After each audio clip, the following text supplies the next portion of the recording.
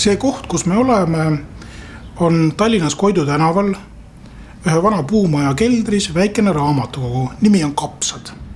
Suurepärane nimi. Raamatukogu põhimõte on see, et inimesed toovad siia oma raamatuid ja neil on personaalne riiul. Mina olen siin raamatukogus päris palju istunud. Olen istunud üksi õhtutondidel, olen koos komraadidega siin juttu ajanud ja ühel hetkel ma avastasin, et raamatud rändavad. Vaata, siin on küll Karl Martini raamatud ja siin on Jaan Malini raamatud. Aga ma panin tähele, et nad käivad nagu üksteise juures külas. Et nad vahepeal on teise riiuli peal ja siis jälle tagasi. Ja kord üksi õhtul istudes ma võtsin ühe raamatu, ma arvan, et see oli see sama Andres Ehini Alateadvus on alatasa purjus. Mul on tunne, et see on üks suuremaid rändureid siin. See on Mihkel Kaevatsi riiuli pealt. Ja ma lõin lahti siit sealt tekst, ma mäletan seda peast, oli täpselt sama, aga ma sain aru, et see raamat on käinud teisi raamatuid lugemas.